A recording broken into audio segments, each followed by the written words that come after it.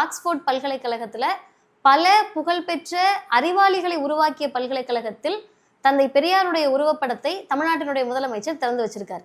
அடுத்து வரக்கூடிய தலைமுறைக்கு அந்த உருவப்படத்தை ஆக்ஸ்போர்ட் பல்கலைக்கழகத்தில் வந்து படிக்க நினைக்கக்கூடிய எல்லா நாட்டை சார்ந்தவர்களுக்கும் இவர் யார் அப்படின்ற ஒரு கேள்வி வரும். அந்த கேள்வி வர்றப்ப அதற்கான பதிலாக எல்லா நேரத்திலையுமே அறிவியலை விரும்பிய ஒருவர், அறிவு சார்ந்த செயல்பாடுகளை விரும்பிய ஒருவர், பகுத்தறிவை மட்டுமே நம்பி தனக்கு தோன்றிய அனைத்து கருத்துகளுமே தமிழ் சமூகத்துக்கு மட்டுமல்ல உலகத்தில் இருக்கக்கூடிய எல்லா மக்களுக்கும் பொதுவான ஒரு கருத்தை முன்வைத்த ஒரு தலைவர் அப்படின்றத அந்த பிம்பம் ஏற்படுத்தும். அந்த உருவப்படத்தை திறந்து வைக்கிறப்ப தமிழ்நாட்டினுடைய முதலமைச்சர் ஒரு செய்தியை சொல்லிட்டு தான் தொடங்கியிருப்பாரு. நான் வந்து தமிழ்நாட்டினுடைய முதலமைச்சராகவோ இல்லை தெற்காசியாவினுடைய அரசியலை புரட்டி போட்ட திராவிட முன்னேற்ற கழகத்தின் சார்பிலையோ நான் இங்கே வரல, தந்தை பெரியாருடைய பேரனா வந்திருக்கேன்னு சொல்லிட்டு. அது எங்கிருந்து அந்த உணர்வு வருது அப்படின்னு கேட்டா, சுயமரியாதை திருமணத்திற்கு சட்ட அங்கீகாரத்தை பேரறிஞர் பெருந்தகை அண்ணா கொடுத்தாங்க.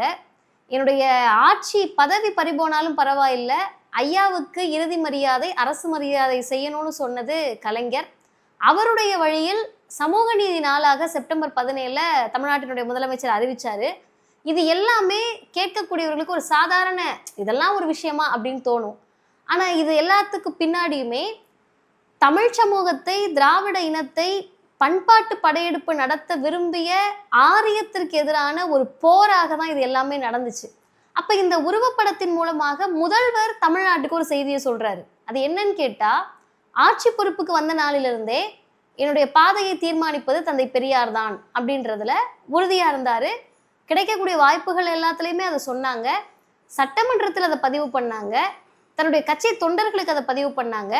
இப்ப தமிழ்நாட்டை சூழ்ந்திருக்கக்கூடிய இந்த அரசியல் சூழலில், இந்தியாவை சூழ்ந்திருக்கக்கூடிய இந்த அரசியல் சூழலில் மீண்டும் ஒரு முறை நான் பெரியாரினுடைய பேரன் தான், பெரியாருடைய சுயமரியாதை, சமத்துவம், சமூக நீதி, பகுத்தறிவு இந்த கருத்துகளால் தான் என்னுடைய ஆட்சி அமையும் அப்படின்றத உலகத்திற்கும் தமிழர்களுக்கும் சொல்லியிருக்கக்கூடிய செய்தியாக தான் நம்ம பார்க்க முடியும்.